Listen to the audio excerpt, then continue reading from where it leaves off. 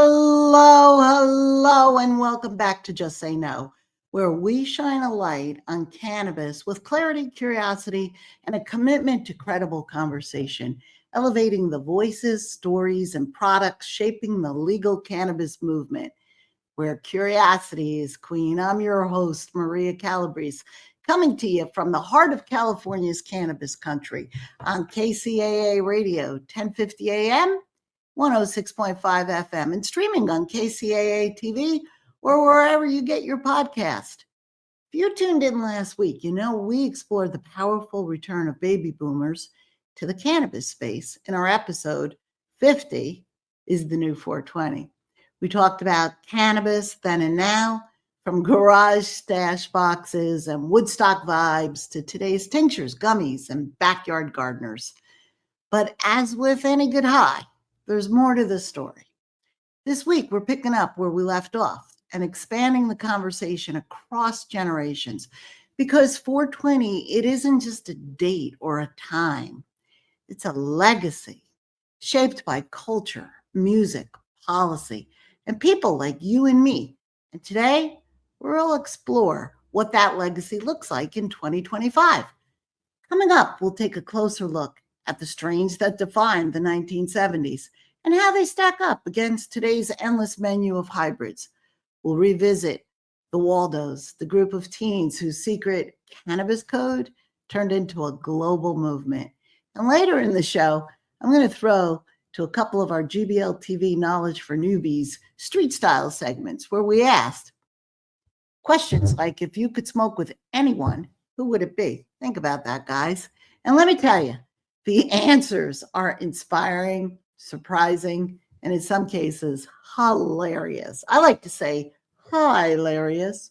We'll also take a moment to get serious, spotlighting a new federal bill that could dramatically impact cannabis businesses, especially the small, local kind many of us love to support. So whether you're here for the nostalgia, the news, or the newbies, there's a seat at the circle for you. Light one if you've got one, but not if you're driving, of course. Or just lean in and learn, because this is Just Say No. And this is Legacy to Legalization, 420, then and now. By 2020, Bank of America and Merrill Lynch estimate that will grow to $35 billion. And many experts believe it could eventually reach $200 billion each and every year.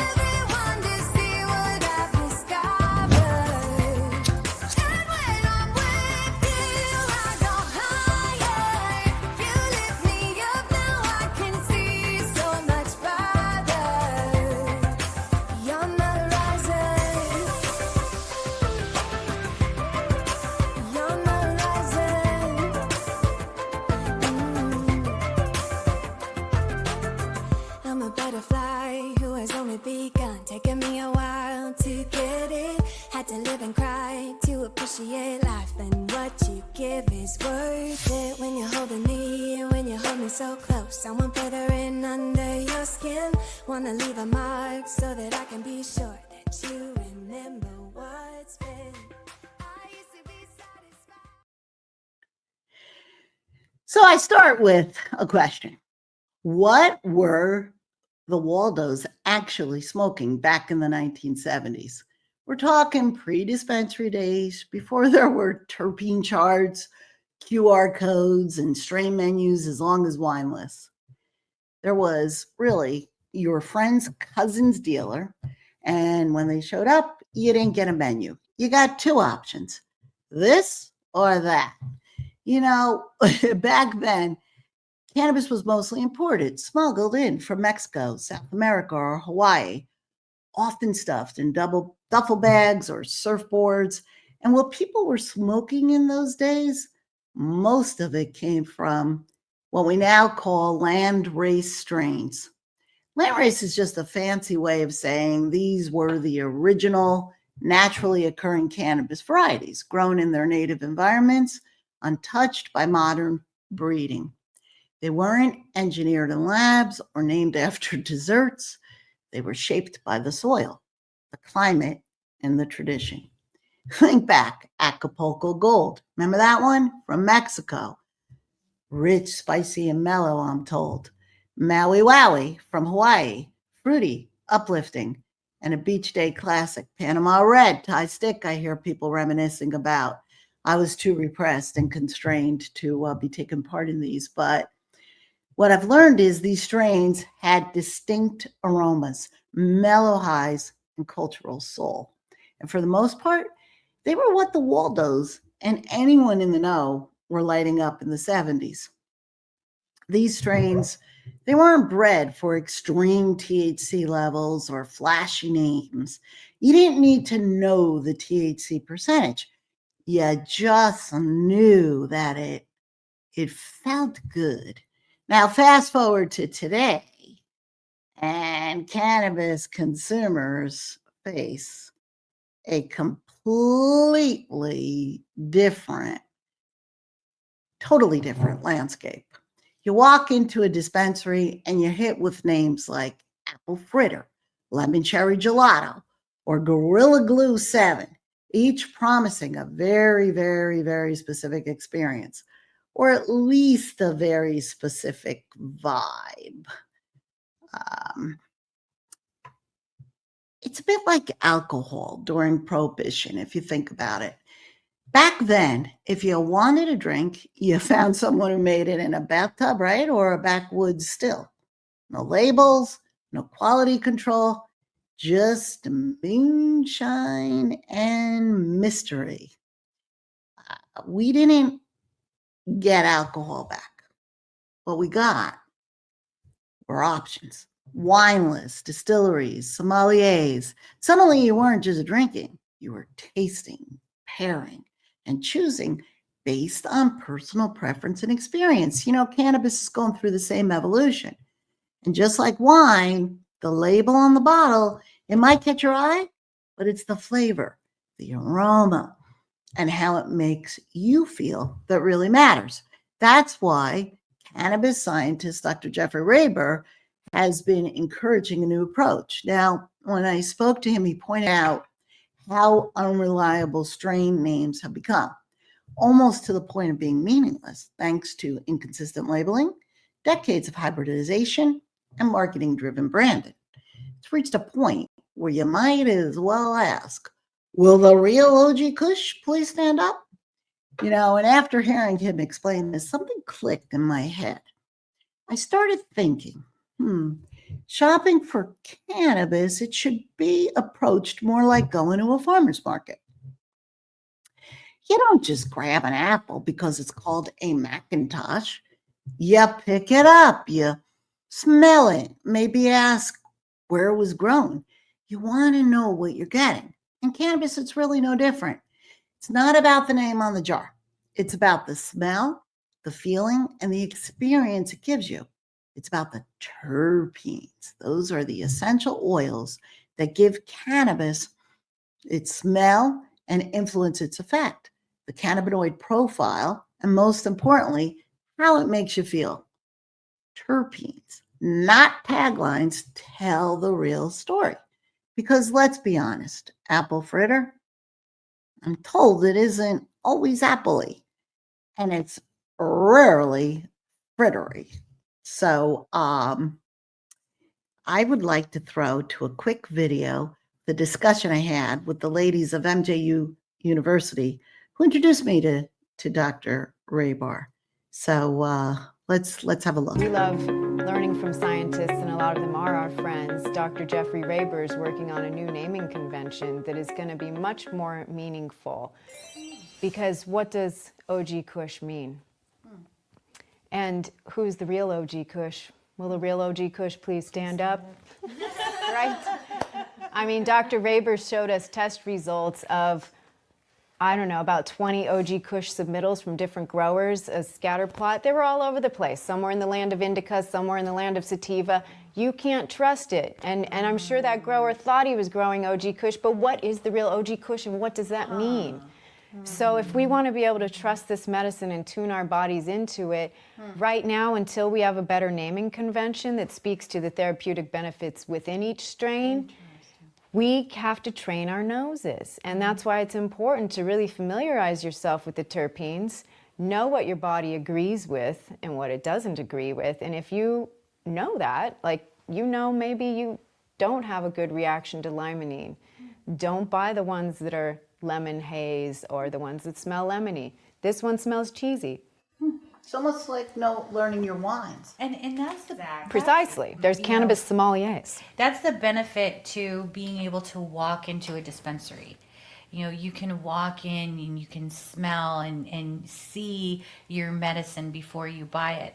That's the downfall, I think, with the delivery service. You see the menu online, you take for their information that that's what it is. You get it home and it's not necessarily the same. But I can go in the store and I can smell this and I can see where in my body that's going to affect me. And one time I smelled Jesus OG. And I lie to you not, I felt it here in my third eye. I smelled it and I felt it in my third eye. And I bought it just because of that, so that I could meditate with that Jesus OG and talk to God through smoke. Oh, I want to try Jesus OG. Yeah.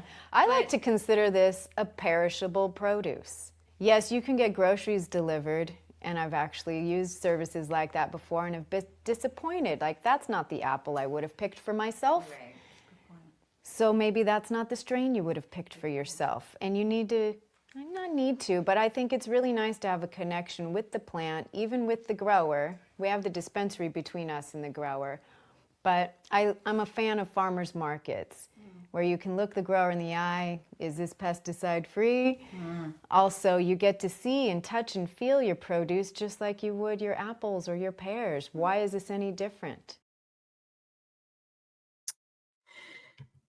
The truth is, landrace now, why is it any different? And you might be wondering, can I still find those classic strains, from the 70s today? Well, the truth is, landrace strains like Acapulco Gold and Maui Wowie, they're harder to come by these days, at least in their original form. Over the decades, these cultivars have been crossbred so many times that their genetics have changed.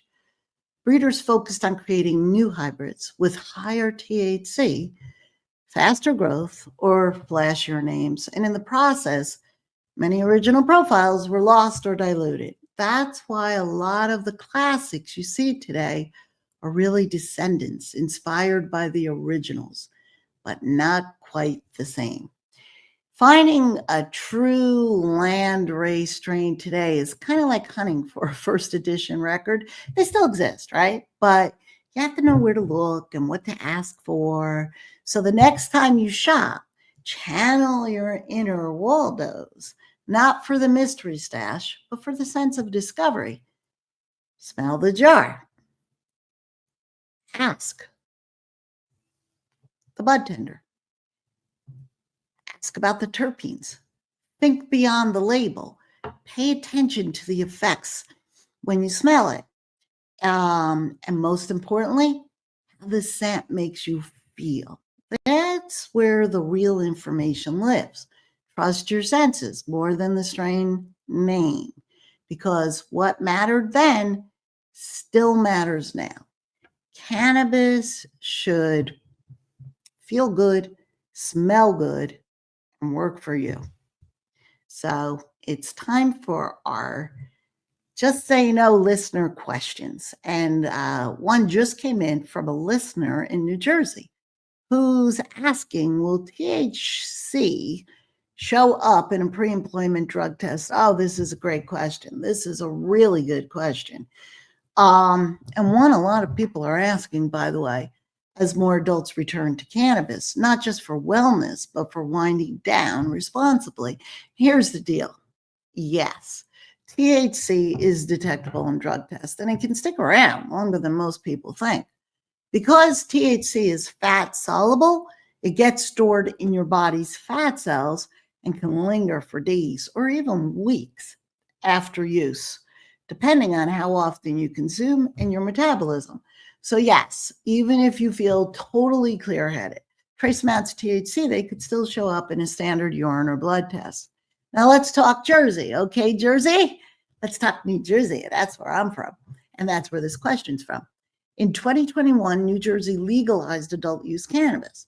And as of now, state law generally, and I put quotes around generally, prohibits employers from making hiring decisions based solely on a positive cannabis test, unless the job is federally regulated or safety sensitive.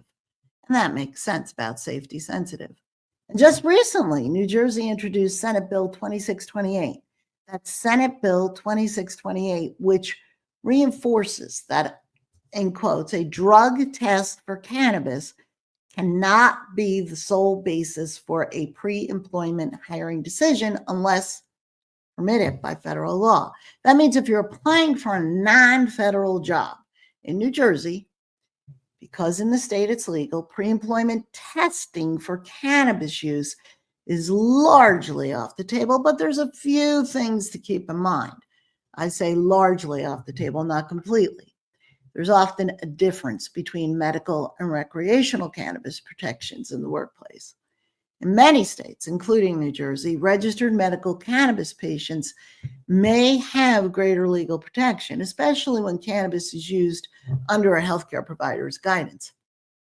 In some cases, employers may be legally required to consider medical cannabis use as part of a reasonable accommodation.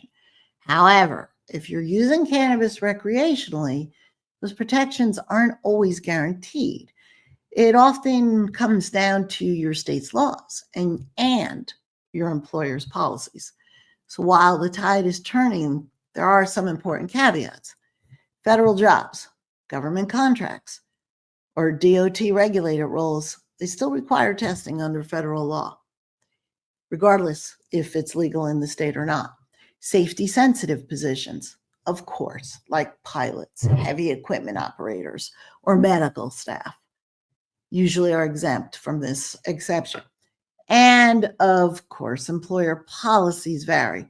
So even if it's legal in your state and it's not a federal job or safety sensitive job that you're applying for, always read the fine print and ask HR if you're unsure. Bottom line, know your state law, but also know the workplace's policies.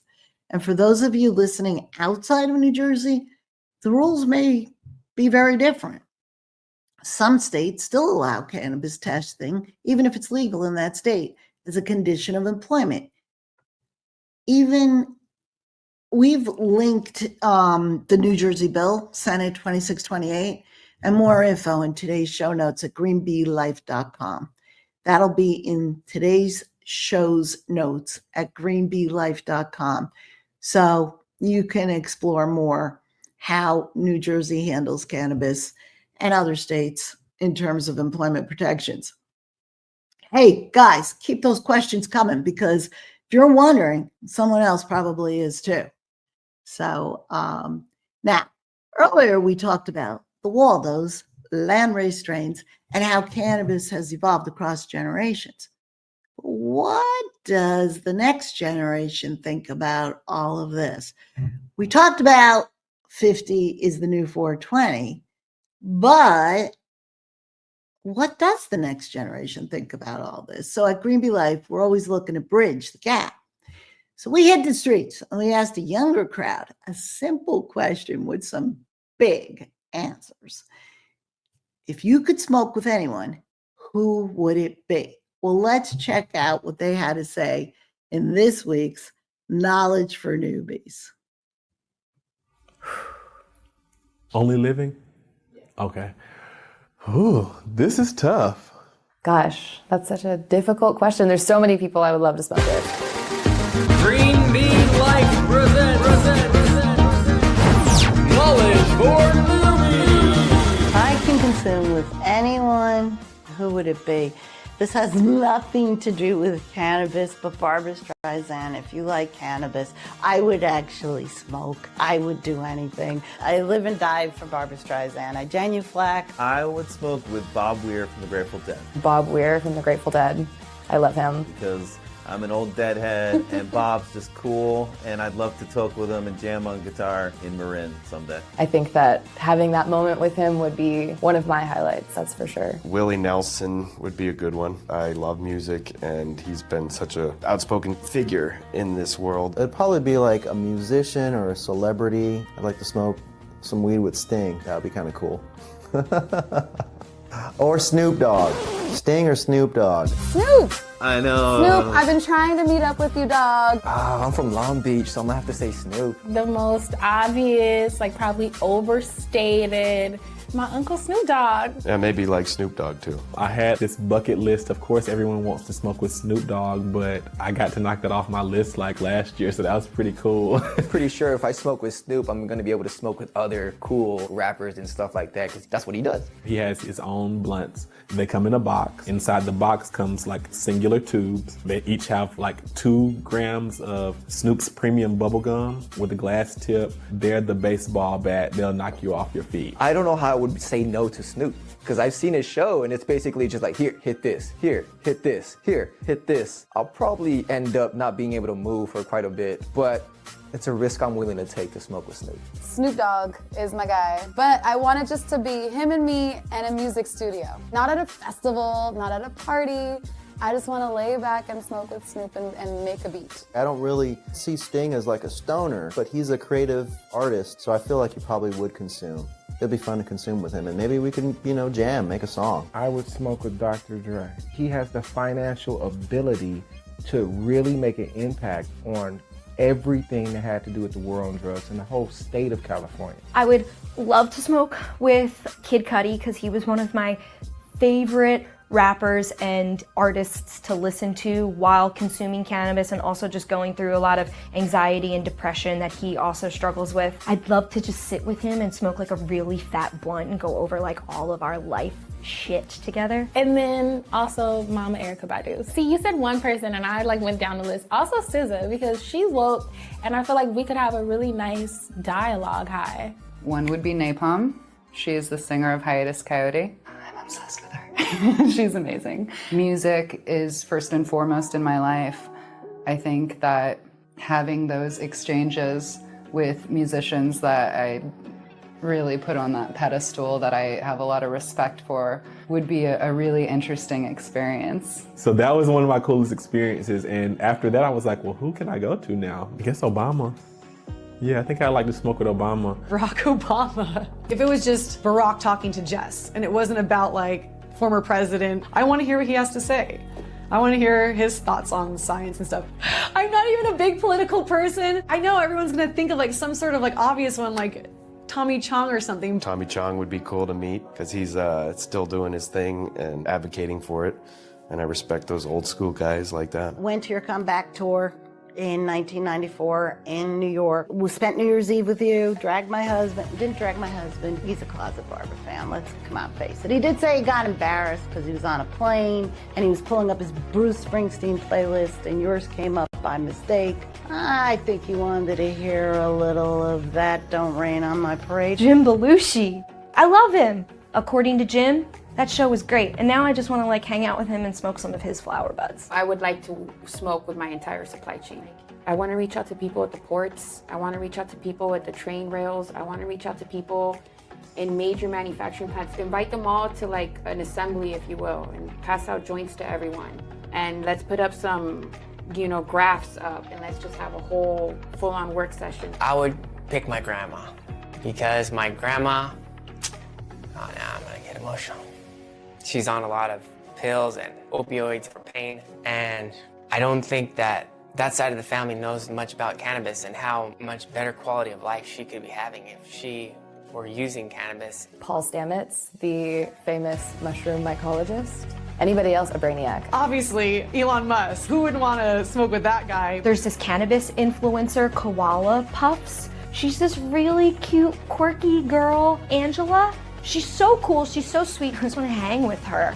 I would love to just meet her and be with her. I probably shouldn't say this, but people who do know you, because there are 6 degrees of separation, they said, you don't want to meet her because she gives you such joy, you love her so much, and she won't live up to it and you would be disappointed. Barbara, I would not be disappointed on your worst day. Part of me would like to consume with her for health benefits, and the other side would be to be like, I made my Christian grandma smoke cannabis, just because I feel like that's the way the world should be trending. Seth Rogen would be cool too, but I feel like I would eat too much food with him and James Franco. I don't want to put on weight during these smoke sessions. We have to get the Pope on board with cannabis. Cannabis comes from the earth, and God created the earth and the plant. So, I mean, he's got to be down with cannabis, right? Vatican, here we come. If I sang a song with Sting over cannabis, all the proceeds would go to a good cause. That's probably not a good answer because it's just be an excuse to meet her. So anyone I'd really want to get lifted with, maybe my husband. He's never tried it. Walking on the moon, some may say. I don't know.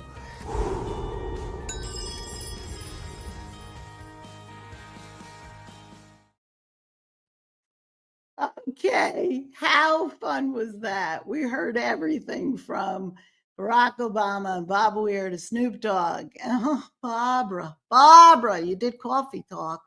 If you ever want to do like blunt talk, there you go, blunt talk. I'm here. We don't even have to smoke. All right. And we even heard the Pope. Someone said their grandma, which might be the most wholesome and revolutionary answer all at once. And look, it's not just wishful thinking. Some of these people mentioned really are part of the cannabis story. Willie Nelson, he has his own line of cannabis edibles. And, you know, he credits the plant with helping him kick cigarettes and preserve his voice. Snoop Dogg, he famously, are you ready for this? He employs a full-time blunt roller. No joke. It's a real job. And from what I hear, it pays very well. Now, for those of you who don't know, and trust me, I didn't know either until I got real curious. A blunt is a cannabis, it's cannabis rolled in a cigar wrap. Think of it like the espresso of joints. A little bolder, a little stronger. Definitely, I am told, not your entry level puff. Jim Belushi, he runs a full-on cannabis farm in Oregon. He blends plant medicine with family healing. And Seth Rogen, he co-founded Houseplant, and it's all about low-dose, design-forward weed for creative types. So whether you're blazing with the Beatles or toking with your tax guy, yeah, people do that. The fact that cannabis can spark this kind of intergenerational curiosity connection, that's culture in motion, guys. That's just culture in motion. And it's proof that no matter your age or playlist, 420 is a conversation everyone is invited to. So I wanted to move on now. I want to take a moment to shift from the cultural to the critical in our legal update, because while cannabis has made its way in dispensaries, documentaries, and even dinner parties, it's still being punished on the federal level when it comes to Schedule I and that impact on taxes. Right now, cannabis businesses, even those that are 100% legal in their state, cannot deduct normal business expenses. I'm talking about payroll, rent, or marketing. Why? Because of a little known piece of that tax code called Section 280E, which treats cannabis companies like illegal drug traffickers under federal law, so long as it remains Schedule I. And now, here's the rub. That's not bad enough. We were all so hopeful for rescheduling on the path to just descheduling. But now There's a new bill in play, one that can make things even worse than 280E. It's called the No Deductions for Marijuana Businesses Act. Guys, that's the No Deductions, that's N-O, not K-N-O-W. No Deductions for Marijuana Businesses Act. And if this is passed, it would cement this unfair tax treatment, even if cannabis is eventually rescheduled or removed completely from the Controlled Substances Act altogether. All right, so what does this mean? That means that small businesses would continue paying effective tax rates of 70 to 90%. The good ones are not surviving legalization. It just makes me nuts. Legacy operators and equity entrepreneurs, they would stay at a severe disadvantage. And the illicit market, so this is where I just get incensed. The illicit market, it would only grow stronger, undercutting efforts to create a safe, regulated industry. You know, we talk a lot on this show about moving from pot culture to pop culture. But if we want cannabis to thrive as a legitimate part of the economy, the policy has to catch up with the culture. Our friends now at the National Cannabis Industry Association, they're sounding the alarm and they're calling on all of us to act. And it's super easy, guys. You can visit their action alert page. Again, we're going to link that in the show notes of this episode and on greenbeelife.com. In just a few clicks, they've set it up so that you can send a message to your representative urging them to oppose this dreadful bill. Because for cannabis to truly move forward, fair access needs fair taxes. And a marketplace, it can't be equitable if the tax code still treats it like a crime. So really, really important. And I hope you'll join us and get involved. So as we continue this journey from legacy to legalization, it's real important that bill doesn't pass. But I want to take a moment to just pause and reflect, because while so much has changed in the world of cannabis, at its core, a lot has stayed the same. You know, back in the day, cannabis was whispered about, passed around in basements, right? You remember we rolled it in, I didn't, too scared, but it was rolled in zigzags. I remember the zigzags, those zigzag papers tucked into old film canisters. There was no lab testing, no terpene talk, no apps to track your strain history. There were just garage stash boxes, maybe a cassette playing the Grateful Dead, and a quiet hope that what you were smoking was mellow and mold-free. Fast forward to today, and it's a whole new world. We've got low-dose mints, 2.5 milligram gummies, cannabis for sleep, stress, sex, even skincare. Now we can microdose for menopause or vape for vertigo. It's legal in more states than ever, and baby boomers are now one of the fastest growing consumer segments in the industry. But here's what hasn't changed. They use it to manage pain, to soften grief, right? To ease anxiety, or just to bring a little joy to a tough day. Whether you discovered cannabis in the 70s or you're discovering it now in your 70s, the motivations aren't all that different. So when we talk about legacy to legalization, we're not just talking about laws or licenses. We're talking about the people that these laws and licenses impact. We're talking about reclaiming a relationship, a healthy one with a plant that was never the enemy, only misunderstood. And the more we share stories across generations, the stronger this movement becomes.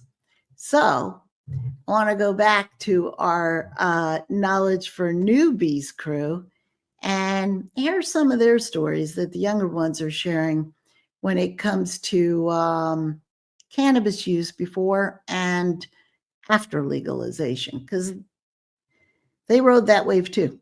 So here we go. That's actually a really good question. I have to think on it for a second. Green Bean Life presents Knowledge for Newbies. I would say that legalization has opened what's available to me.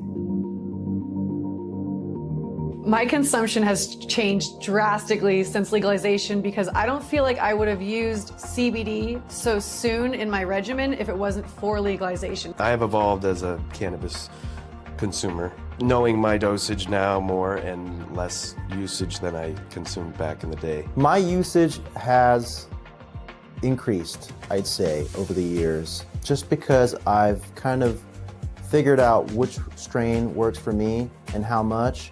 So I'm now more on track in a way. I think I use less now because I'm finding the right products for me. Prior to legalization, there were only so many things that were available to me, and I think to everybody. It kind of opened up the doors for more products, more conversations to be had about those products, and it's really opened up the doors for part of my self-care regimen as well. It was never part of my self-care routine, and now it's a huge component, if not the leader of my self-care. It helps me with my sports injuries.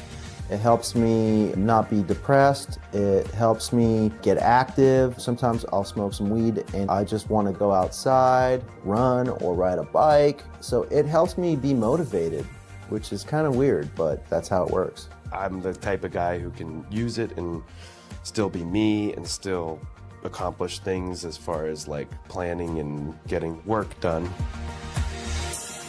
Mostly what was available was flour, because there wasn't really much in the way of shatters and waxes and proper vapes. I didn't even really understand that tinctures were a thing until after legalization. Being able to use the right tinctures or understanding my ratio. I'm so grateful for legalization because of the fact that it's also opening up not only the opportunity for myself to medicate differently, but for others who maybe never saw medication in the form of a bath bomb or a form of a tincture.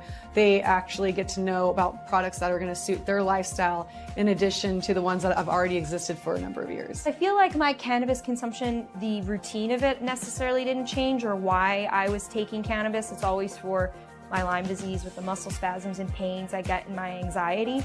But now that I'm thinking about it, I am a lot more picky now with my cannabis, knowing where I get it from, legal shops, shops that are compliant, brands that test safe products. A medicinally regulated marijuana, I don't want to go to 7-Eleven and get a pack of blunt cigarettes. Like, that'd be weird for me. Your options were cheaper and more readily available.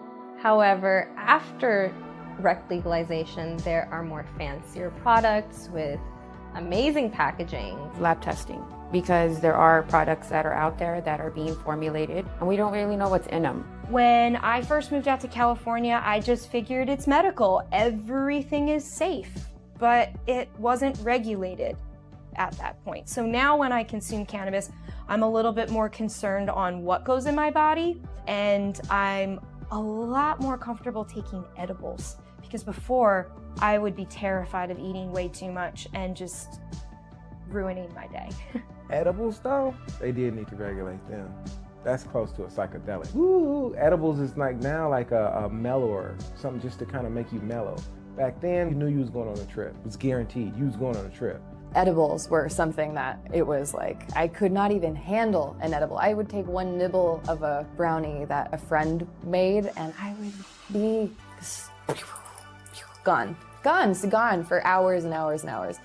So I always stayed away from edibles for a long time. After legalization and with the evolution of dosing and microdosing, it makes edibles much better. Exploring with edibles and microdosing edibles, I actually probably use a lot less. I smoke a lot less. I think the main difference is that I'm trying new products that I normally probably wouldn't. I don't really eat a lot of edibles, but part of the job is to understand what the effects are of certain edibles. So I'll try some new stuff that kind of affects me a little differently. I'm definitely sprinkling stuff out a lot more since legalization. I love getting my mom edibles and giving her new things to try, whereas before It was very hush hush. So my use before legalization was very secret. My sister's gotten in trouble in Alabama with the police just for driving someone to the store who happened to possibly maybe have sold someone like a nickel bag, which is,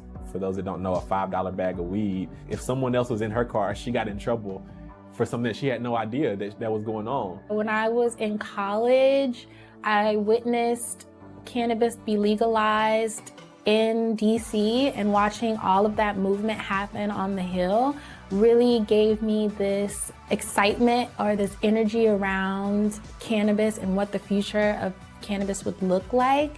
So for people to experience that and to go just 2,000 miles over, and I can go buy one, get one free weed, or I can fly home to Alabama or Tennessee now with my flower. It's definitely changed a lot, and it's become a lot more free. My consumption has went up out of state since legalization. Now you could just land where you land and blaze up. Patient access out of state when you're traveling is such a big deal. It's mapped out for you now where you can stop by. Whereas before, literally, we had to drive and ask and hunt it down. Smuggle. Patient access is important. And so now being here and being able to shape what the legal narrative will be, I think has really gave me this great sense of purpose and responsibility, and I'm very, very, very excited about it.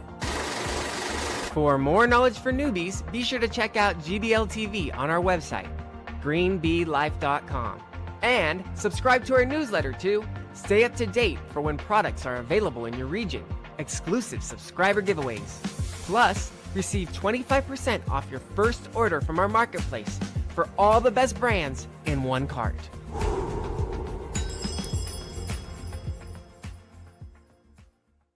Love their openness about it. When I was their age, oh my goodness, I would not have even, I would have been in trouble for mentioning the word. But speaking of words, it's time for a new segment I want to introduce called our Cannabis Glossary.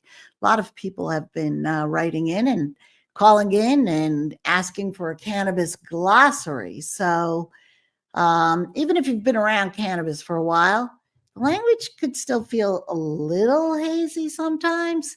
So today's words, ready? Indica, sativa, and hybrid.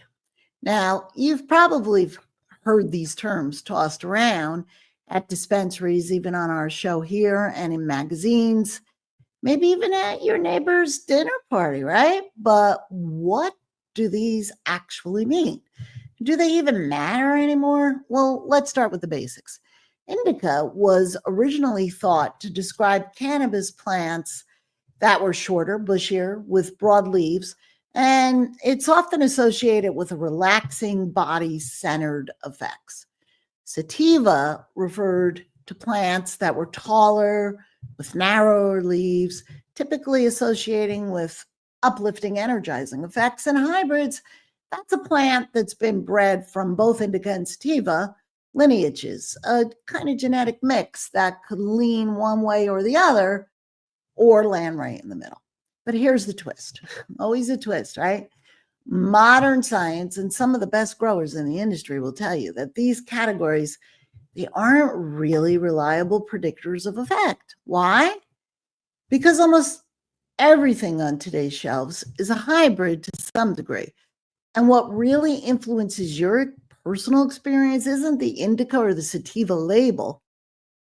It's the terpene profile and the cannabinoid content of the plant. So think of it this way. Calling a strain indica or sativa is kind of like calling a wine red or white. It tells you a little bit about the plant, but not nearly enough about how it will taste, smell, feel, or hit you. So when you shop, don't be afraid to look beyond the label. Ask about the terpenes. Like I don't even know how to pronounce this. I need someone to help me. I know mycerne, which is relaxing, limonene, which is uplifting, or pinamine, which is clarity. So pay attention to how you want to feel, not just what the jar says. And remember that everybody's endocannabinoid system is unique. It's different. What's relaxing for one person, it might be stimulating for another. I can drink coffee all day. It doesn't hit me. I know people that can't have more than one cup. I know makes them too hyper. I know people that drink coffee and it actually has the opposite effect and makes them tired. So bottom line, indica, sativa, and hybrid, they're helpful starting points, but they're just the beginning of your cannabis journey. The real magic happens when you match the plant's chemistry to your body's needs. So stay curious, ask questions, and trust your own experience. Remember, here on Just Say No, curiosity is queen. So let's see what our friends over at Knowledge for Newbies had to say when asked indica versus sativa. And let's now go back to the video I jumped the gun and played for you guys a little bit too soon. Here we go, the right one. What's my favorite strain? Stay tuned. Green Bee Life presents Knowledge for Newbies. I have various favorite strains depending on which ailments I'm trying to hit.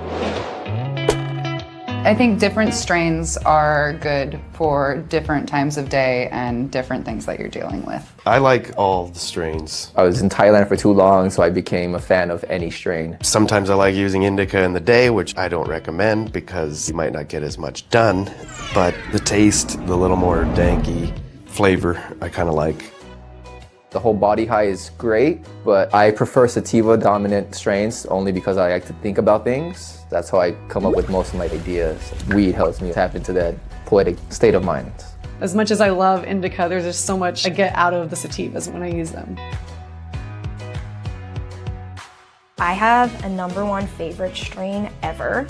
It's grown by THC Design, XJ13. It's one of the most delicious sativas, hybrids. It's a hybrid, but sativa-based hybrid for someone that wants to get stuff done. It's euphoric, it keeps me focused, it gets me light and giggly more than I normally am anyway, but the taste of it is so pure. And just stay in a good mood and energetic. It's a great strain. You can taste all of the different terpenes in it too if you're smoking it in a vaporizer versus just a bowl. They do a really good job in growing.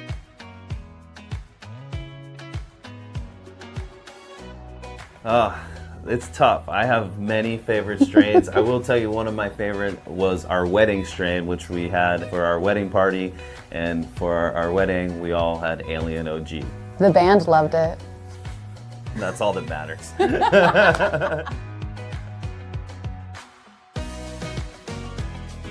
I would say that my favorite strains would have to be a sativa, and specifically besides that, I don't know. That's part of my journey that I'm still working on. So if you have any suggestions, sativas that I would enjoy, let me know. For the complete episode, please visit GBL TV at greenbeelife.com. Thank you for watching, and please subscribe.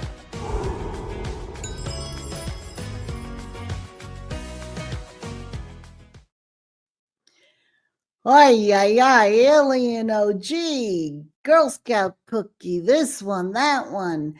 I tell you, if you've ever walked into a dispensary and felt overwhelmed by all the options, well, this next segment is for you. So, and you're not alone.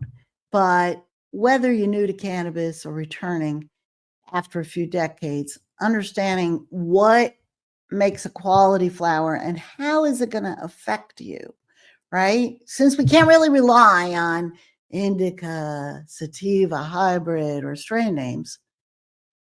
Today, for our product spotlight, I'm featuring one of the brands that helped redefine that standard, Candescent. Now, Candescent is known for premium, hand-trimmed flower and elegantly simple effects-based labeling. Real simple, none of this strain name, this, that. They have calm, cruise, create, connect, charge. Candescent was designed to make cannabis accessible, premium, beautiful, and empowering. It was a brand that spoke to wellness, not just weed. It made choosing flower easier for newcomers and elevate it for connoisseurs. Because people returning say they can't smoke today's cannabis. It's so different from what they had when they had two choices in the 70s, this or that. So for a time, Candescent represented, honestly, anyone you talk to in California, the best of what the California cannabis market had to offer. So let's throw to our GBL TV host, Jeff Erlingson, and chef entrepreneur Brandon Allen to walk us through a quick Cannabis 101 with Candescent and what you should be looking for when buying flower. And then I want to talk more about Candescent when we return. Hey, we're here in the Green Bee Lab. I'm here with cannabis chef and educator Brandon Allen. Welcome back. Now, he's going to do a little demonstration for me and for you about the ingredients that he uses and how to determine flower quality. Is that how you'd say that? Absolutely. So as a chef, before being a cannabis chef, I had a huge focus on quality ingredients. Not all cilantro is created equal, not all tomatoes are created equal. So when I got involved with cooking with cannabis to help with my back pain and sleep and all these other things, I really wanted to understand the quality. So I was making infusions, but I didn't know how to differentiate various strains, or I had no idea what these names meant, like green crack, what does that tell me about how it's gonna make me feel, or blue dream, or anything like that. So I got certified as an interpener. So think terpenes, they are the aromatic properties of cannabis, or the essential oils. So interpener, it's a made up So is that word, like a but- sommelier? Exactly, yeah. So Okay. it'd be like the cannabis sommelier. So follow your nose, that's great sound Absolutely. advice. I try to follow my nose. I mean, this has definitely helped a lot, but so I went to the dispensary and I'm curious. I smelled both of these and they both smell good to me. Okay. Pop, pop. Nice. I'm curious what your opinion is. Oh, I got a little purple going on there. Some bioflavonoids that create that coloring. All right, so let's see here. So just based off of the nose, it's very low. This is a super tight, dense flower structure, and it's low on the nose. So this is leaning towards the indica spectrum. And terrible trichome health. You can see after just a couple minutes we spent together, there's just a few hairs on there. That is definitely probably a bottom of the shelf, wow. buy one, get one deal. Yeah. This one, it's definitely got a better nose. It's sharper, it's sweeter smelling, it's earthier. Of course, the color and then the bud structure and density is leaning more towards the indica dominant. And again, you can see that the trichomes, they're sticking out more because of the darker color, that purple. But get rid of that purple color and see how few trichomes there still are. Right. Okay, so imagine the frost of this, or the trichomes of this on there, how that would actually look. Okay, so following your nose is a big part of it, but also understanding the physical characteristics is good. Now, I'm not saying that this isn't going to medicate you or it's not going to get you high, but for maybe $5 more, a couple of dollars more, you can get something that the quality is going to be fantastic. In California, my favorite flower company that I can trust all the time is Candescent. They are based out of Palm Desert, and this is how they package their flower. And what's important about this is, forget about the color and the design and how nice it looks. It's a box, and you can't see through it. Okay, so this is now protecting the flower from light exposure. Okay, which is going to oxidize the terpenes and cannabinoids and things like that and minimizes heat. And then when you open this up, not only do you have a hemp wick, which is a safer way to consume, you've got some sulfur-free matches, rolling papers and crutches, depending on how you like to consume, but now you have a solid container that is in here. It's not in a bulk jar that they pulled out with tweezers and they crammed it in when they weighed it. So you know that this is safe. And the hard Sealed, glass, yeah. and also childproof, so that's what's really good as well. But they also have a humidity regulator. So this is maintaining the relative humidity at 55% of this, which is going to inhibit the potential of powdery mildew, which is something we talked about earlier. Because even if the flower is lab tested and has no powdery mildew, depending on how it's stored, it can actually get molds and mildews afterwards. So this helps maintain that. And then this flower You can smell it has a beautiful nose on it because it's been kept in here.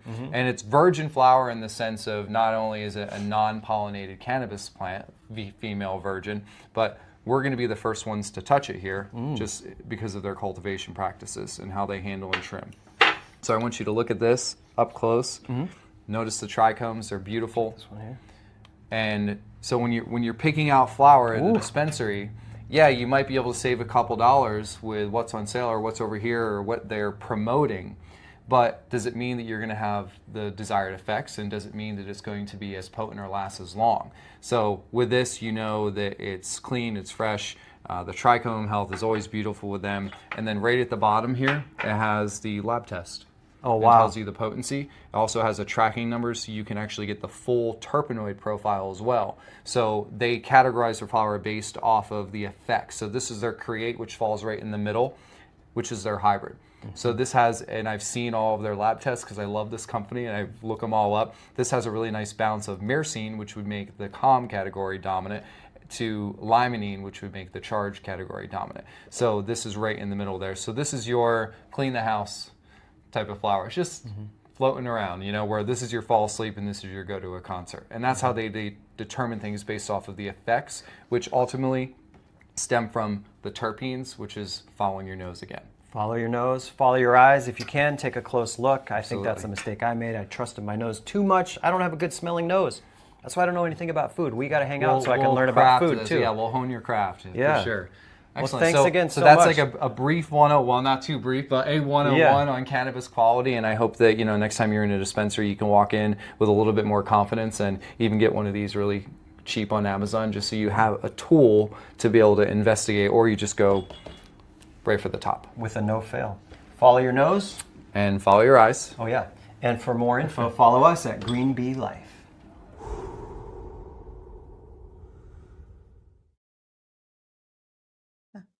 Huge thanks to Brandon and Jeff. Now, on a more somber note, let's talk about the future of Candescent, or what appears to be the end of it. Once a flagship brand headquartered in Desert Hot Springs, California, Candescent now seems to have quietly shuttered operations. According to the Green Market Report and several other industry outlets, the company, while still holding 3 active business permits, has surrendered or allowed to lapse at least 10 other licenses. Its website is inactive. Multiple attempts by me to reach former executives have gone unanswered. There's been no formal press release, guys, but in this industry, silence often speaks volumes. Sadly, this isn't an isolated story. California's cannabis sector has been crushing. It's seen crushing instability in the past year. MedMen, right? Touted the Apple Store of weed, filed for creditor protection. And dozens of mid-sized and small operators have closed up shop. They're unable to compete with the illicit pricing, the burdensome taxes, and the patchwork of regulation. Candescent was doing everything right, giving you premium pesticide-free flowers, sleek, stigma-free branding, a clear educational model with effect-based use. But even with all of that, they could not survive, or appears they're not being able to survive the legal market. And that is awful. It has to tell us something. As consumers, we could still make choices that support integrity. Ask your bud tender about how the flower was grown. Look for test results. Choose companies that care about their communities, their cultivation practices. But also, we have to hold our local politicians and regulators accountable, not just the industry. We need sensible policies, fair taxation, and real pathways to profitability for brands like Candescent to thrive, not just survive, because the cannabis movement didn't come this far to lose its best players and flower to bad policy. So whether or not this is truly the end for Candescent, the impact they had and the standards they set, those have to stay in place. But we have to be able to afford to keep them in place. And here at Just Say No, we'll keep carrying that torch, one flower, one fact, and one fierce conversation at a time. Brands like Candescent didn't fail. The system failed them. And it's time we fix it. Hey, it's time to wrap up today's show. And I just want to thank everybody for joining us. We'd love to hear from you. Send us your questions, your stories. Let's keep building bridges. Let's keep learning from each other. Cannabis isn't just about getting high. It's about getting well, being informed, and living fully. And here on Just Say No, where curiosity is queen, we'll always keep it real, relevant, and rooted in truth. Have a great week, guys. And thanks for joining. Just Say No is a Green Bee Life presentation airing live weekly on Friday afternoons from 4 to 5 p.m. Pacific on KCA Radio and KCAA TV. Archived audio episodes are on Green Bee Life, greenbeelife.com.